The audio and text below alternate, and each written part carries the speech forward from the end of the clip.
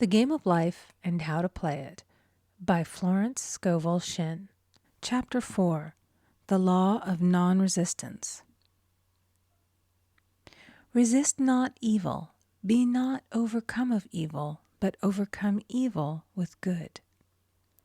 Nothing on earth can resist an absolutely non-resistant person. The Chinese say that water is the most powerful element because it is perfectly non-resistant. It can wear away a rock and sleep away all before it. Jesus Christ said, "Resist not evil," for he knew in reality there is no evil, therefore nothing to resist. Evil has come of man's vain imagination, or a belief in two powers, good and evil. There is an old legend that Adam and Eve ate of Maya, the tree of illusion, and saw two powers instead of one power, God. Therefore, evil is a false law man has made for himself through psychoma or soul sleep. Soul sleep means that man's soul has been hypnotized by the race belief of sin, sickness, and death, etc., which is carnal or mortal thought, and his affairs have outpictured his illusions. We have read in a preceding chapter that man's soul is his subconscious mind, and whatever he feels deeply, good or bad, is outpictured by that faithful servant. His body and affairs show forth what he has been picturing. The sick man has pictured sickness, the poor man poverty, the rich man wealth. Young people often say, "Why does a little child attract illness when it is too young to even know what it means?" I answer that children are sensitive and receptive to the thoughts of others about them and often outpicture the fears of their parents. I heard a metaphysician once say, "If you do not run your subconscious mind yourself, someone else will run it for you." Mothers often, unconsciously, attract illness and disaster to their children by continually holding them in thoughts of fear and watching for symptoms. For example, a friend asked a woman if her little girl had had the measles. She replied promptly, "Not yet." This implied that she was expecting the illness and therefore preparing the way for what she did not want for herself and child. However, the man who is centered and established in his right thinking, the man who sends out only goodwill to his fellow man, and who is without fear, cannot be touched or influenced by the negative thoughts of others. In fact, he could then receive only good thoughts, as he himself sends forth only good thoughts. Resistance is hell, for it places man in a state of torment. A metaphysician once gave me a wonderful recipe for taking every trick in the game of life. It is the acme of non-resistance. He gave it in this way. At one time in my life, I baptized children, and of course they had many names. Now I no longer baptize children, but I baptize events. But I give every event the same name. If I have a failure, I baptize it success, in the name of the Father and of the Son and of the Holy Ghost. In this we see the great law of transmutation, founded on non-resistance. Through his spoken word, every failure was transmuted into success. For example, a woman who required money, who knew the spiritual law of opulence, was thrown continually in a business way with a man who made her feel very poor. He talked lack and limitation, and she commenced to catch his poverty thoughts. So she disliked him and blamed him for her failure. She knew in order to demonstrate her supply, she must first feel that she had received. A feeling of opulence must precede its manifestation. It dawned upon her one day that she was resisting the situation and seeing two powers instead of one. So she blessed the man and baptized the situation. "Success," she affirmed. As there is only one power, God, this man is here for my good and my prosperity, just what he did not seem to be there for. Soon after that, she met, through this man, a woman who gave her, for a service rendered, several $1,000s, and the man moved to a distant city and faded harmoniously from her life. Make the statement, "Every man is a golden link in the chain of my good, for all men are God in manifestation, awaiting the opportunity given by man himself to serve the divine plan of his life. Bless your enemy, and you rob him of his ammunition. His arrows will be transmuted into blessings." This law is true of nations as well as individuals. Bless a nation, send love and goodwill to every inhabitant, and it is robbed of its power to harm. Man can only get the right idea of non-resistance through spiritual understanding. My students have often said, "I don't want to be a doormat." I reply, when you use non-resistance with wisdom, no one will ever be able to walk over you. Another example. One day I was impatiently awaiting an important telephone call.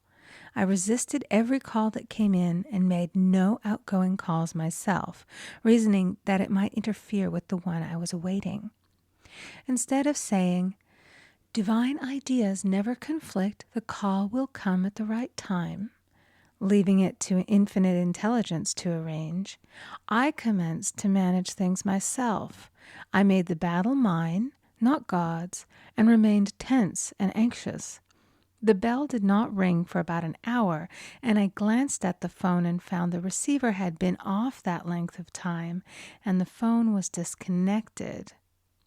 My anxiety, fear, and belief in interference had brought on a total eclipse of the telephone. Realizing what I had done, I commenced blessing the situation at once. I baptized it success and affirmed, "I cannot lose any call that belongs to me by divine right. I am under grace and not under law." A friend rushed out to the nearest telephone to notify the company to reconnect. She entered a crowded grocery, but the proprietor left his customers and attended to the call himself. My phone was connected at once, and 2 minutes later I received a very important call, and about an hour afterward, the one I had been awaiting. One's ships come in over a calm sea. So long as man resists a situation, he will have it with him. If he runs away from it, it will run after him. For example, I repeated this to a woman one day, and she replied, "How true that is. I was unhappy at home. I disliked my mother, who was critical and domineering. So I ran away and was married. But I married my mother, for my husband was exactly like my mother, and I had the same situation to face again." Agree with thine adversary quickly. That means agree that the adverse situation is good. Be undisturbed by it, and it falls away of its own weight. "None of these things move me" is a wonderful affirmation. The inharmonious situation comes from some inharmony within man himself. When there is in him no emotional response to an inharmonious situation, it fades away forever from his pathway. So we see man's work is ever with himself. People have said to me, "Give treatments to change my husband or my brother." I reply, "No, I will give treatments to change you. When you change, your husband and your brother will change." One of my students was in the habit of lying. I told her it was a failure method, and if she lied, she would be lied to. She replied, "I don't care. I can't possibly get along without lying." One day she was speaking on the phone to a man with whom she was very much in love. She turned to me and said, "I don't trust him. I know he's lying to me." I replied, "Well, you lie yourself, so someone has to lie to you, and you will be sure it will be just the person you want the truth of." Sometime after that I saw her, and she said, "I'm cured of lying." I questioned, "What cured you?" She replied, "I've been living with a woman who lied worse than I did." One is often cured of his faults by seeing them in others. Life is a mirror, and we find only ourselves reflected in our associates. Living in the past is a failure method and a violation of spiritual law. Jesus Christ said, "Behold, now is the accepted time. Now is the day of salvation." Lot's wife looked back and was turned into a pillar of salt. The robbers of time are the past and the future. Man should bless the past and forget it, if it keeps him in bondage, and bless the future, knowing it has in store for him endless joys, but live fully in the now. For example, a woman came to me complaining that she had no money with which to buy Christmas gifts. She said, "Last year was so different. I had plenty of money and gave lovely presents, and this year I scarcely have a cent." I replied, "You will never demonstrate money while you are pathetic and live in the past. Live fully in the now and get ready to give Christmas presents. Dig your ditches and the money will come." She exclaimed, "I know what to do. I'll buy some tinsel, twine, Christmas seals, and wrapping paper." I replied, "Do that, and the presents will come and stick themselves to the Christmas seals." This, too, was showing financial fearlessness and faith in God, as the reasoning mind said, "Keep every cent you have, as you are not sure you will get any more." She bought her seals, paper, and twine, and a few days before Christmas received a gift of several $100s. Buying the seals and twine had impressed the subconscious with expectancy and opened the way for the manifestation of the money. She purchased all the presents in plenty of time. Man must live suspended in the moment. Look well, therefore, to this day. Such is the salutation of the dawn. He must be spiritually alert, ever waiting his leads, taking advantage of every opportunity. One day I said continually, silently, "Infinite Spirit, don't let me miss a trick." And something very important was told to me that evening. It is most necessary to begin the day with the right words. Make an affirmation immediately upon waking. For example, "Thy will be done this day. Today is a day of completion. I give thanks for this perfect day. Miracle shall follow miracle, and wonders shall never cease." Make this a habit, and one will see wonders and miracles come into his life. One morning I picked up a book and read, "Look with wonder at that which is before you." It seemed to be my message for the day, so I repeated it again and again. Look with wonder at that which is before you. At about noon, a large sum of money was given to me, which I had been desiring for a certain purpose. In the following chapter, I will give affirmations that I have found most effective. However, one should never use an affirmation unless it is absolutely satisfying and convincing to his own consciousness. And often, an affirmative is changed to suit different people. For example, the following has brought success to many. "I have a wonderful work in a wonderful way. I give wonderful service for wonderful pay." I gave the first 2 lines to one of my students, and she added the last 2. It made a most powerful statement, as there should always be perfect payment for perfect service, and a rhyme sinks easily into the subconscious.